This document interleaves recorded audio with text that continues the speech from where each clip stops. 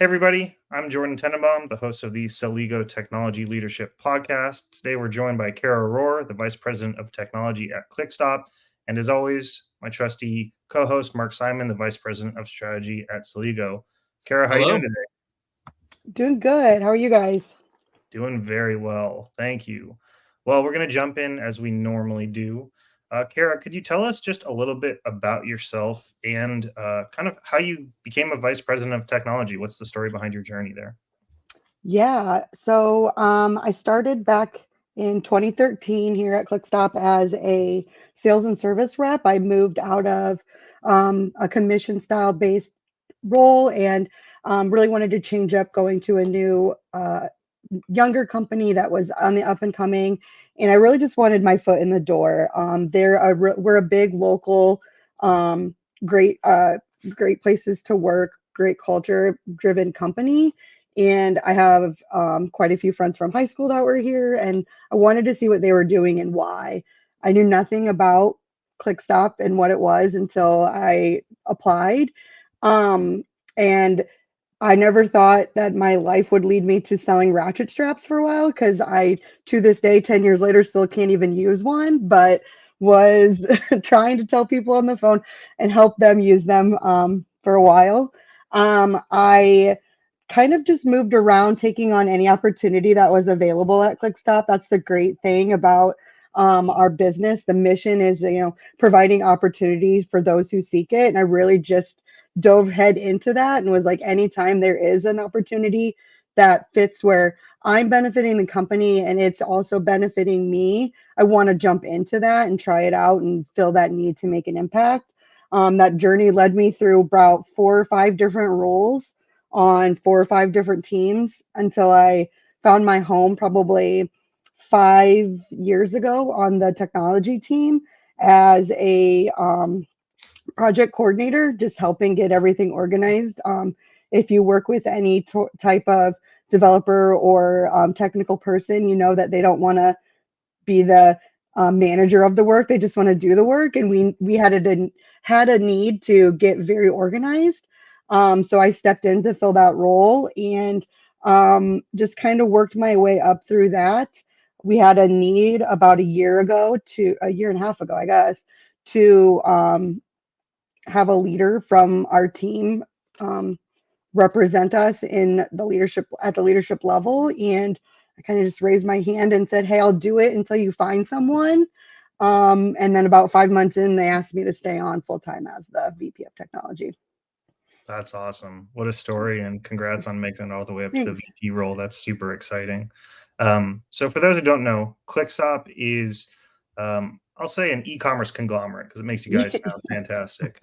Um, could you talk Yeah. a little bit about maybe what Clickstop entails in terms of brands and a little bit about how you guys have grown, and then we can kind of jump in with a little bit more targeted questions from Mark. But I just want to hear the story about Clickstop and the brands that make it up. Yeah. We're an e-commerce company.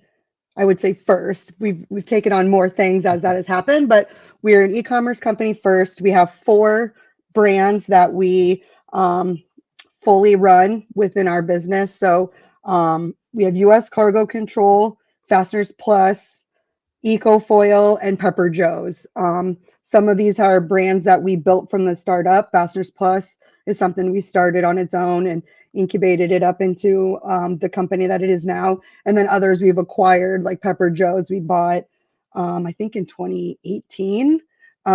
We acquired it, took on all of its um, inventory and its platform, and have just continued to run it and then grow it. So we built a greenhouse in our backyard of our main warehouse, but we have a greenhouse that we're growing our pepper seeds and stuff through. And then we also acquired a company called Clean Laundry, and that's like it's a licensing program where you can um, own and operate laundromats around the country. So we've got, I think, 30 some odd laundromats across the US that are focused on like high efficiency and and great technology. Like it's a really cool atmosphere to go into. It's super clean. The machines are all ran pretty high tech wise. They've got, so you can do stuff from your app. It's not the typical take your quarters in and go do your laundry type of a place. The Apple of laundromats. That's fantastic. Yeah, there you Yeah, go. That's a yeah. good way to say it. Thank- Yeah, so we've we've got the 4 e-commerce brands and then the clean laundry. Fantastic. So that's kind of Cara, that's kind of interesting to me. Those are 4 or 5 different business channels that have some, like 4 of them have some similarity, right? Because they're e-commerce. But when you look at those businesses, they're in some ways, some of them are pretty different. You look at like Pepper Joe's and you're selling seeds, essentially seeds, and I think maybe starts as well. And then you've got manufactured, items, assume probably offshore manufactured from a ratchet standpoint. Oh, we actually manufacture those in house. Yeah. Oh, you do? Oh, that's yeah, cool. we do manufacturing. That's even more interesting. Yeah, we do manufacturing in our warehouse here. Yep. Oh, that's we assemble. that's even more complex when you manufacture it on. So they have some similarity, but I almost say those businesses are more different than they are alike. That must kind of impose some challenges, from a systems perspective, from a process perspective first. Then you must see that in systems. I'm curious, kind of what are some of the challenges you see and how you address those.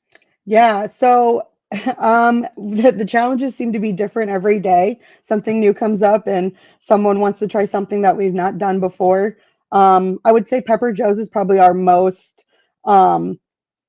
unlike the other 3 when it comes to how we do stuff. They're much more B2C driven than B2B like our other brands are. So sometimes we're doing unique things for them that we've never really had to think about before. They're also consumable items. They have an expiration date. And for the last 10 years that I've been here, plus even before then, we never had to worry about stuff that expired and had to find a way of tracking that properly in our system because we didn't have to follow that methodology. So it's become super clear to us that we can't always make everything as much as we want to be one size fits all and do it all the same for all of the brands. And we've just had to use the guiding lines of this is what our business model is, and then find ways to make stuff work within that system. Okay. Yeah, that's interesting. So you talk about, so I assume you must be using like lot tracked inventory for Pepper Joe's, right? That's a big, and from my consulting background, often clients would be engaging to work with us when they're usually shifting ERPs. And when they do that, you always look at process. So very often we're implementing lot track, serialized, basically more stringent inventory control period, but often a new type of inventory control, like food companies moving to lot tracked inventory for the first time is something that I saw really commonly. And one of the things I saw was that you're now leveling up your operational discipline to like a whole new level, like going to lot track. How did that impact the organization to add in, and not only add in a new business, but one that was lot tracked? I imagine that must have been challenging and kind of stretched the team a little bit. Yeah, well, it's gone through some evolutions in how we're doing it. When we first took it on, we kind of kept it, and have for quite a while, kept it, I would say, on the side. It functions over here where the rest of our stuff is functioning over here. So it's in our system, but the people doing the stuff for Fasteners Plus, US Cargo Control, and Ecofoil aren't having to deal with the stuff that's happening with Pepper Joe's. We've got a dedicated group of people that were working in that way and able to like just focus on that matter. We're actually taking that and combining them now. We're joining forces and moving Pepper Joe's to be more of a shared model where it will have the same people that are shipping ratchet straps, shipping pepper seeds. Well, those ship very differently. They're much different in weight. They're much different in how they have to be controlled and managed. So our warehouses are really getting a lot of focus in the coming year of like, what does it mean to be a super high functioning warehouse that's managing such different items. So that's kind of what's been our biggest unique challenge, is they've not ever experienced it before. They're going to have to do different things in the system that they didn't have to do before. But then we're also getting really reliable on the system. We can't just use tribal knowledge of one person, because we're going to have 26 to 30 people now helping with that. Very interesting. Oh, go ahead, Mark. Go ahead, Jordan. I was just going to say, so I was reading on your website, your warehouse is, I think the most recent upgrade is like almost 150,000 square feet, which is, congrats. That's just like mind boggling how big that is. You have all of these different brands that are very different, whether it's size, whether it's how you deal with it, whether it's storage. Personally, I'm just thinking, wow, like taxes must be a pain, and I'm glad I don't have to deal with that. But when it comes to technology to manage such diverse businesses, maybe one, like, how are you doing it, and what's your personal strategy when it comes to, whether it's an ERP or EDI or integrations? How do you get everything under one umbrella and kind of unify it technologically? Yeah, so as a business, we've been using NetSuite as our ERP for years. I think we're probably like 15 or 16 years in on it. And that's where we've always kind of centralized everything. So we're a NetSuite first business model when it comes to choosing software solutions. We've had to go through some challenges of decoupling things off of NetSuite. When we decided to move to a different front end platform, we had to find a connector because of all these different moving parts. But over the years, we've always kind of really stuck to the NetSuite first. NetSuite first. There are centralized place, and then go from there. So when we're choosing tools, they've got to work great with it. That's like the first thing we have to make sure has happened. If we don't, it's a struggle. And we tried to go a different direction in the past. We've used a connector, or we've used tools that were like, oh, it says it works with both. We need to really flesh out and vet the stuff NetSuite first. And that's kind of where we live with the way we're choosing stuff. Yeah, I think that's one of the main things.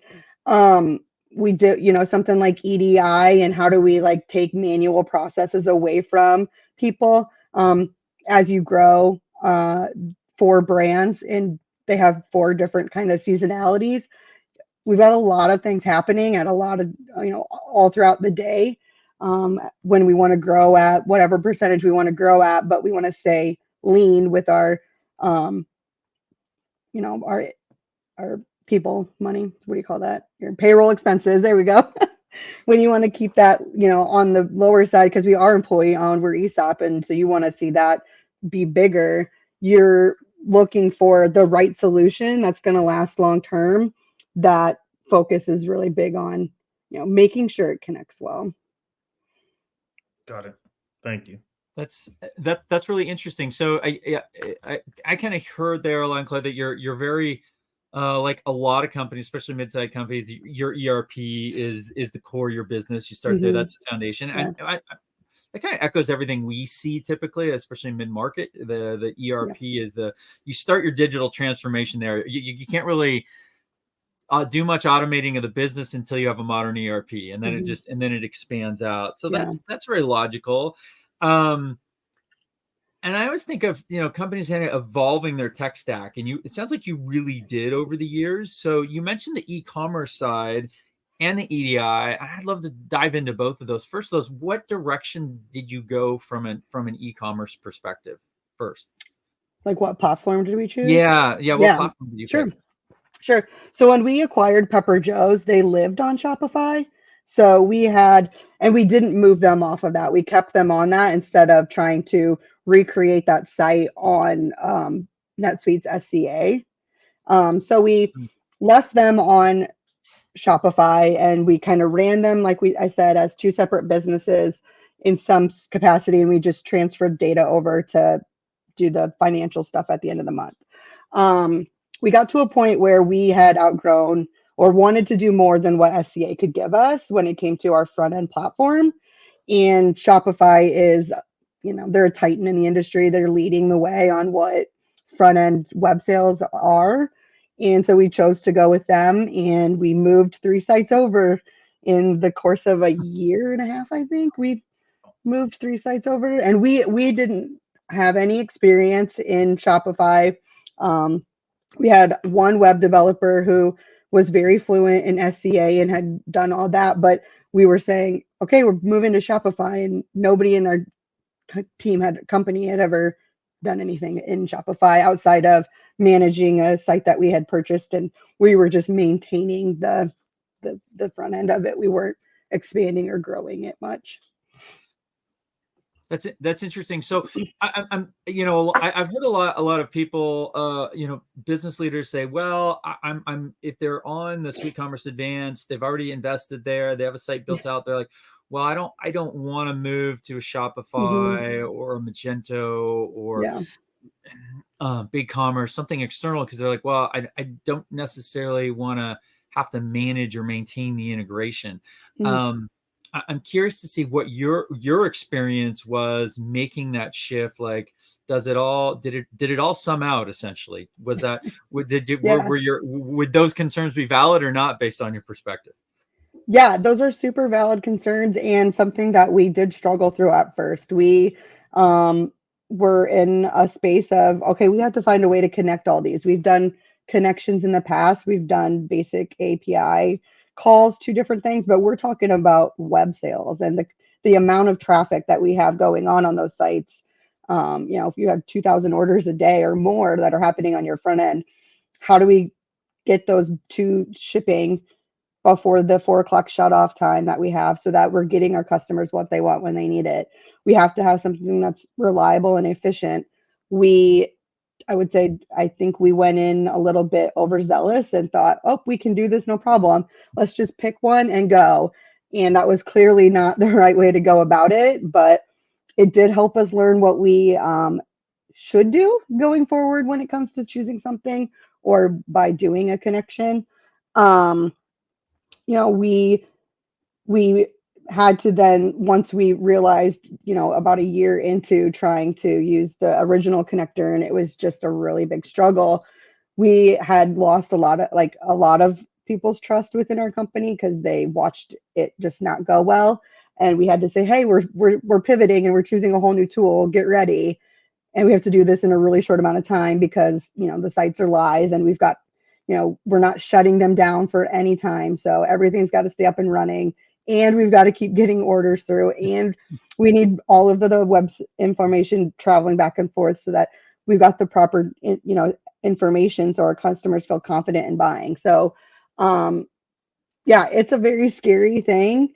In hindsight, I think we've become much more aware of what we've got going on. NetSuite lets you do so many custom things that we have done all of it. And so when it comes to then, like, okay, now we're moving to a different site to host, and you're used to, orders are there right away.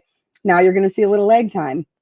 It's a minute or two, but it's still a lag time that people aren't used to seeing. I think that the good outweighed the bad when we made the choice. When someone says they're afraid because it's a whole new platform that they have to then manage, it's the growth going forward that, we want to be able to grow and do the things that buyers want when they're on a website. And SCA just wasn't ever going to catch up to what we were wanting to do. We were trying to sit and wait. We were tired of sitting and waiting for those things. What they do so well on the back end, like we needed someone that does that just as well on the front end. And so we knew we were going to have to take some, make some like choices on what was most important. And it was, for us, we want to get the customer to buy. We want the customer to feel confident, have all the features, have all the information, have the really good buying experience. Once that happens, then it's all on us to figure out how we make that get to them. Then once they've bought, we have to keep their confidence that we are going to deliver on what we say. And so having a good connector and then just being able to utilize NetSuite for what it's really good at has been we've been able to grow the sites and give stuff that we wouldn't have been able to do in the past. That's awesome. That So was long-winded, sorry. to paraphrase that, it sounds like from a standpoint of optimizing those e-commerce channels, it definitely paid off. You're able to do things on the Yeah. site that you Mhm. couldn't before. That's helping you increase revenue, Yeah. making the customer stickier, that it's worth the switch and taking on additional integration work to make happen. Yeah, I mean, Shopify's focusing, solely on their or mostly on what their front end offers. So they're continuously to grow that. NetSuite's so wide that like I don't know that SEA was ever going to be their top thing. So they're growing other things that do help and benefit us on the backside. We just needed something that could do the same for us on the front end. That makes sense. We see that a lot in really whether they're 5 million in e-commerce revenue or they're 500 million. You're kind of on this journey to adding more and more specialized tools along the way. And Hmm. so, you might start with your ERP doing a ton of stuff for you, but over time it kind of just focuses more and more on the absolute key things it does Yeah. best, and then you start adding in. So that's a very, I mean, see that common pattern not just in e-commerce, but software and SaaS Yeah. product company, really everything. So it's interesting the way you describe that. I'm curious though. You mentioned about essentially some of the things you learn. I mean, you mentioned learning some things along the way. And I Yeah. love to kind of dive into that. If you were talking to yourself or another company looking to embark on this, what would be some of the things you'd recommend that they do or think about before they started on this journey to transition their Mhm. e-commerce outside and integrate it and start on a project like that? Yeah, one of the biggest things that I think was one of my favorite learning things was understanding how we wanted to use the product that we're choosing. When we originally chose one, it was very driven by the company that we chose. Like they managed everything. You had to reach out to them to do it all. In hindsight, we were like, oh, that just doesn't move as fast as we want it to. So, like going with Celigo, we have a lot more control and ability within it to do things and be nimble and move fast. You don't have to rely on being in a queue of 1,000 other people with a support ticket because it's pretty self-service and we can tinker with it into the ways we need it to work. And so that was probably one of our biggest things is we like to have a lot of control, which I think any e-commerce company will probably tell you. They like to have a lot of control of the stuff that they're doing. And so that was one thing I know that I would suggest people know is just like how much time you're personally going to have invested in it. Do you have dedicated resources to it or not?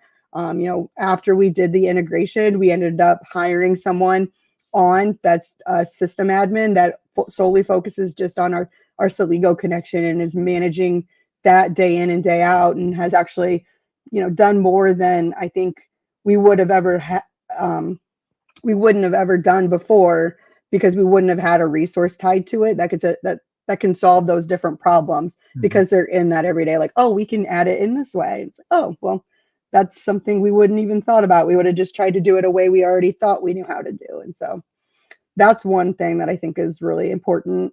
I think second thing that would be, or another thing that would be important, um, is knowing all the connection points that you need to have, or like having just a really good general idea of like everything that you're gonna do, and then making the decision on, does it need to live in NetSuite or I guess in your ERP, or can it live on the front end? We Yeah. for a really long time said it's all going to live in NetSuite. We're just going to push it to all the different places it needs to go. And as we like got deeper and deeper into it, when we were starting to look at it, we were like, well, why are we forcing the system to do this when you could just do that on the front end? So like being really intentional about the what you want where. So if it doesn't serve a purpose other than being on the front end, there was no real need for us to try and keep managing it in our back end and just bypass that altogether if we don't need to. Yeah, I think that thinking differently about what you want where, that's a really important one. I saw that a lot in consulting with my e-commerce clients because one of the questions we'd always try to figure out was well, where should the merchandising data live? And Yeah. so very often it ends up, it would start live out in the company's journey. They transition to an ERP, usually NetSuite.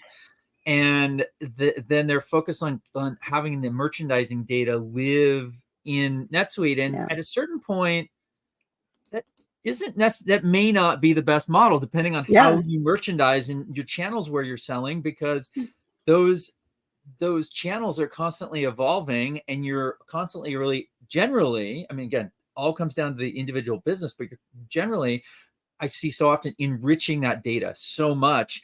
And like, if you're always like struggling, and you what I see is you move that closer to the channels, or you move key parts of it closer, it seems to free up the e-commerce team more. Let's the team that's doing the merchandising have a little more flexibility and bring them closer. And I saw a lot of efficiencies from that over time. Yeah, Interesting. It's that's not the same thing. oh yeah, 100%. That was probably one of our best learned things, to finally just like be super intentional about what's where. Like we're just doing it because that's what we were used to doing, and so we thought it made sense. And then you get down the road and you're waiting for the data, because you can't have everything going at once, and you've got almost a million things passing in a month's time. So you're going to have stuff that's going to lag. Well, if you want your data there right away, where it's going to be front facing, just use that. So yeah. I have a quick question. Something that I found fascinating is, in your first year of business, Clickstop went from $14,000 to $1 million, which is pretty obscene in a good way. Yeah. We talked a little bit about the technology side of things. We talked a little bit about the e-commerce side of things. Just acquiring brands, growing brands. What do you think drove some of that growth that maybe we didn't cover yet? What was it? Timing? Was it luck? Was it just sheer determination and strength, or Yeah. maybe a little bit of everything? But what else was able to drive your brands from 14,000 to $1 million and then beyond, but just in the first year? Not just the first year. But both, I guess, the first Yeah. year and then beyond. I'm curious. Yeah. So I wasn't here for the first year. The That's origin the story. secret sauce. The origin story of the first year is, it was ran out of our chairman's of the board, his garage. Him and one friend were, slinging ratchet straps to anybody and everybody that they could, and we were doing. I think he got into the e-commerce world for the trucking and transportation industry early. We then were able to be quick and kind of lead that for a while. There's a big focus on like the Google Analytics of getting your stuff, on the top of the page, and being, just being really good at SEO. And his success is truly driven by how well he does that. And he's kind of just passed that on from person to person as they step into those roles that do the SEO generation. Got it. And then beyond that first year, Mhm. maybe the last 2 or 3 years, what else, other than acquiring new brands, what else has helped you guys really, really, kind of explode and expand? Yeah, optimize. It's a lot. It's the e-commerce world of really optimizing the products that we're selling, and being true to our brand promise of, what you want when you need it. We use that across the board for all of our brands. So we're really focused on great pricing, great, shipping time, so the customers are seeing stuff when you want to. It's really hard to compete with Amazon, because I can get stuff sometimes in the same day. So how do we do that? And we've opened up an additional warehouse to serve the East Coast, so we can get stuff to people on the East Coast faster. We're talking about what's the next one that we open up look like. Having plenty of inventory, so we don't have to say no to customers. You mentioned earlier our warehouse space. Yeah, we're actually expanding both of our warehouses. We're doubling, I think, one. I can't. I think that maybe I'm misquoted there. Maybe don't use that part. We're getting a lot of extra warehouse space for both of our locations in Iowa and South Carolina. So we can take on more products. We can add the stuff that customers are needing, and then we can have it and are able to say yes right away. That's awesome. That's really awesome. And then the other quick question I had is, you mentioned ESOP, employee stock ownership plan. Yeah. I totally knew what that was before researching. Promise, don't worry, Mark. For those who don't know, not us. Yeah. Can you talk a little bit about maybe a quick definition of what that is, and then what that means to you and your employees and Clickstop as a whole? Yeah. So what are we on? We're on year 6, I think, of it.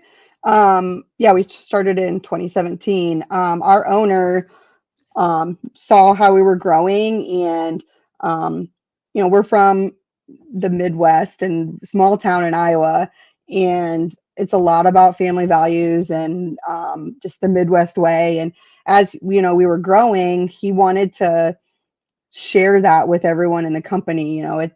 It's a way to grow and then have everyone be an owner. So employee stock ownership is, I'm going to probably fudge this really bad, but it's basically shares of the business distributed out to employees as part of a ownership option.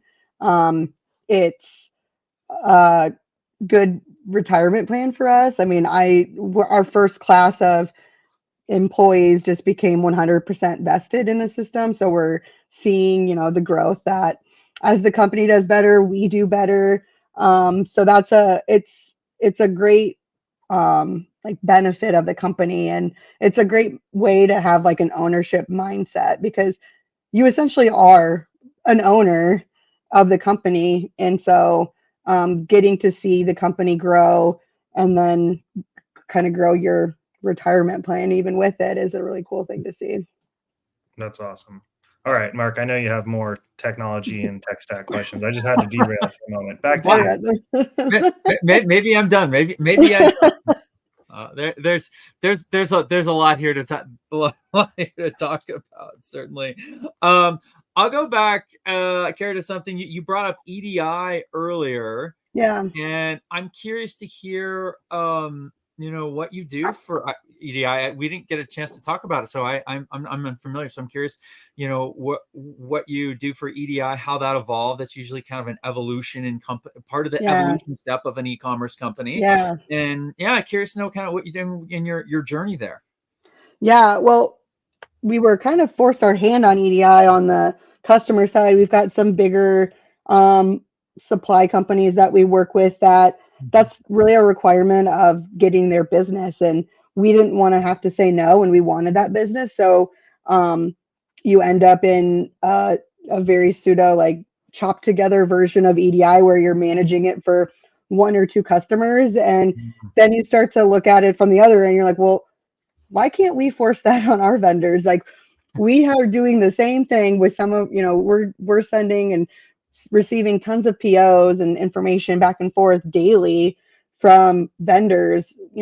We can benefit from this on that side too. So we took the approach of getting an EDI supplier probably 5 years ago, and have just slowly been adding customers and vendors and different documents as it comes. We do the standard PO acknowledgement, shipment stuff, but we've moved into freight and import information that cuts down tons of time for our finance team, matching up shipping invoices to sales orders and just all of that. So I don't have to do it. So I know it doesn't look fun, but that's thousands of shipments, because every package has a fee attached to it. So being able to match that up to the order that it goes to, and EDI does that for us. It's very nice. That's great. That's fantastic. And the way you describe that journey is pretty typical, where you have a I often see it as some large customer. They're a large entity of some kind, whether they're a big box retailer or it could be, and I'm not sure what yours are, like a bigger distribution organization like a Grainger or something. And they're like, they are oh, one of them. yeah. And they're like, it's EDI or the highway. You don't have an option. Yeah. And it starts there, but it's really, one thing I see that the companies often miss out on is moving that. Then they get it going with the customer side, but they don't then switch over to the vendor side, or it takes them a long time to do that. Yeah. So it's really to me cool to hear that you've adopted that on the vendor side and pushed into your vendors and said, hey, we're going to communicate. We are, we see that you saw the value of automating and pushed into EDI, particularly in that transportation. I see that as like often like a big miss with organizations. They don't move there fast, like quickly enough. So that's really I think a big accomplishment to have moved in that area in your growth. That's cool. Along with that, did you build out? Do you have like an EDI team now internally that focuses on all your EDI? No, not yet. Yeah. No, not yet. It's something I'd love to have. Right now, I actually implemented it 5 years ago. And I just have not been able to like transition it to anyone. So I still do most of the EDI stuff.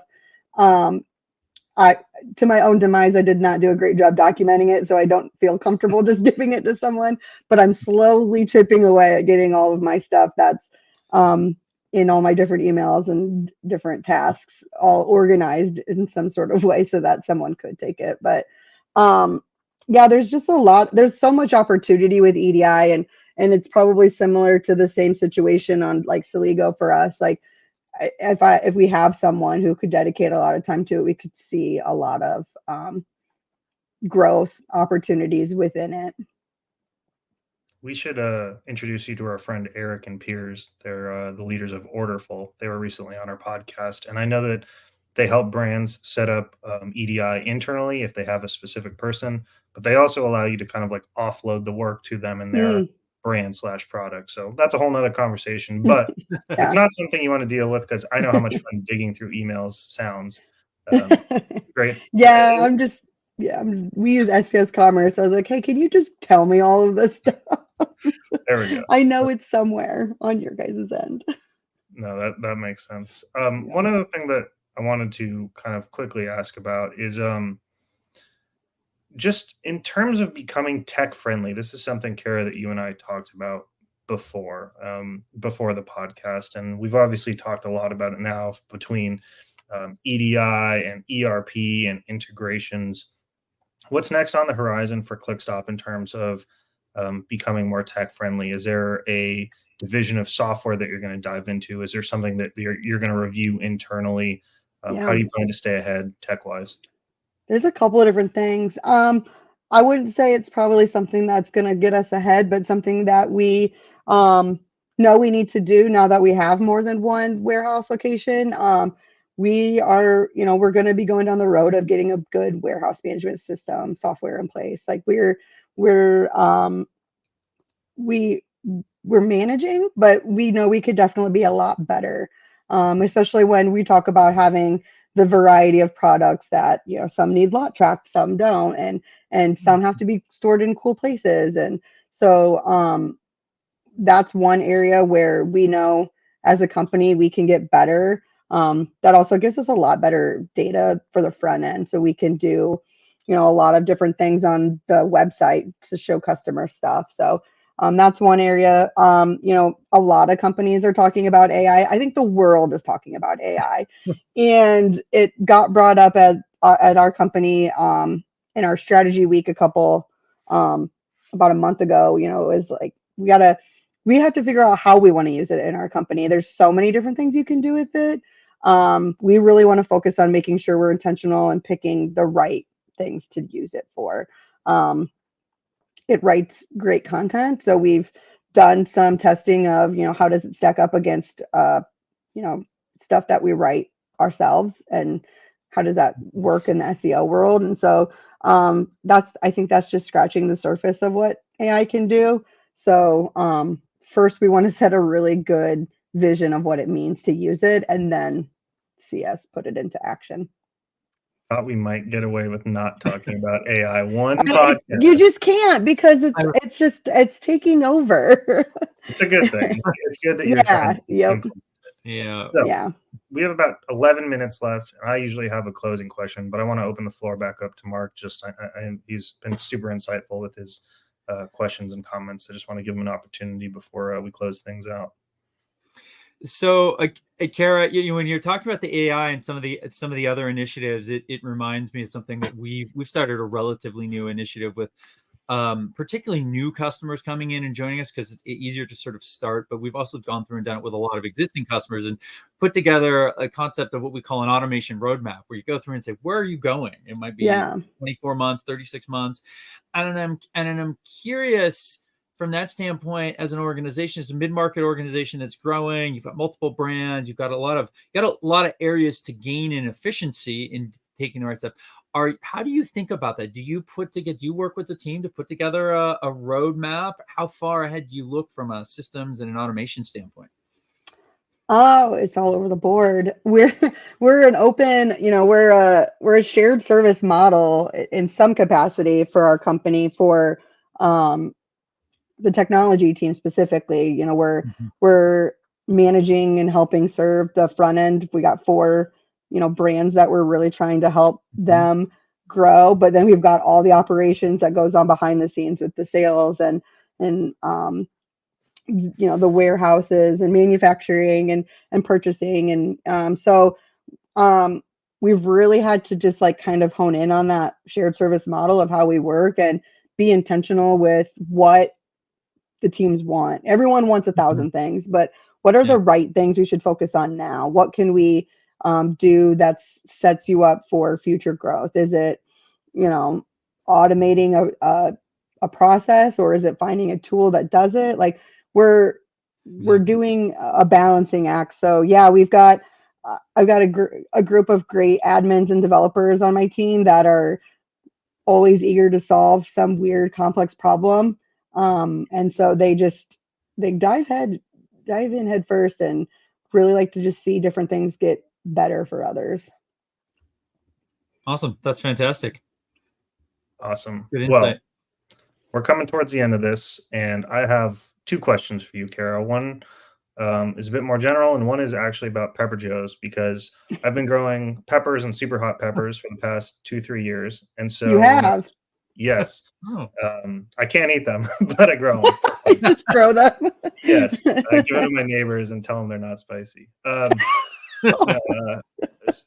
So I've been pretty deep into this world. I've been watching Hot Ones, which is a progressively spicy chicken wing eating interview show. Oh, yeah. Yeah. Millions of views on YouTube. I'm very familiar with Pucker Butt Hot Sauce Company, which recently created Pepper X, which is the world's hottest pepper. Yeah. And something that I noticed about Pepper Joe's, and I'm asking this because I'm a social media manager, is when are you guys going to start a TikTok having people eat hot peppers? Because I don't want to be on it. No, you don't need to be on it. You could be giving them out, but between the Pocky One Chip Challenge and all of these hot, spicy food things going on, I think you guys have a fantastic opportunity to take huge advantage on social media of this this pepper craze that's going on and has been going on. So you don't have to answer in terms of when you're going to, but hopefully soon, because I'd love to see it. You want to be one of the first contestants? I'll eat a jalapeno. Yeah, now we're talking. I want to see that. I'm digging myself a hole over here. Well, I'll tell you this. My father actually works here, and he does the buying for Pepper Joe's, and they had some pepper sticks that were close to expiring, so they had about 2 weeks left, so they pulled them, and my dad was like, I'll take them and we'll find something to do with them. And I met him and my mom and at the local watering hole on Friday night, and they were setting them up at the bar and chopping up pieces, and people were eating Carolina Reaper jerky sticks or meat sticks, and they're like, oh, it's really good. And I was like, I think it kicks in at the end. And so you saw people get very shocked once they got a little bit into the meat stick that I was like, this isn't as like cooling as I thought it was gonna be. Well, two But things. I'll say one, that's free content. Next time, set up a camera. yeah, And two, I know. Yeah. and two, when the podcast is over, I'll send you Mark's address. He'd love a love a pack. So the final question, now that we're off of hot peppers, something that I like to do is just have people get to know you on a more personal level. So Sure. outside of work, outside of hot peppers, outside of EDI and ERP and all that stuff, Yeah. Cara, tell us just a little bit about yourself. What are your passions, hobbies, interests? What do you like to do for fun? And then we can close out and get you out of here. I I like sports. So being from Iowa, we're big Iowa fans, and Iowa basketball starts up. So, we it's been fun watching the women's basketball get all of the credit that it's getting, and it's fun to be an Iowa Hawkeye fan for that right now. And golf sometimes, not super great at it. I got one hole in one once and said, maybe I never need to play again, because when you've been perfect, you don't have to keep trying, right? But I still find myself going out there every once in a while and remembering why, being very humbled that that was just a one-time thing. I play softball during the summer, biking. That's it. Planning a wedding and getting married next April. So that's Congrats. a thing. Congrats. Yeah. Yeah. So just spending a lot of time with friends and family. I got a 5-year-old niece who can sucker me into almost anything. So That's awesome. Well, thank you. It's always nice yeah, to get to know folks yeah, outside of a work environment. And as usual, thank you a ton for being on this podcast. This has been a really, yeah, really interesting episode. yeah. For Thanks. those of you still listening out there, I'm Jordan Tenenbaum, the social media manager at Celigo. As I said earlier, we're joined by Cara Roor, who's the vice president of technology at Clickstop, and as always, Mark Simon, the vice president of strategy at Celigo, and my wonderful co-host. Thank you all for listening. We'll be back next week with a brand new episode. Cara, thanks for being on, and we'll see you around. Thank you. Thank you. Bye, everyone.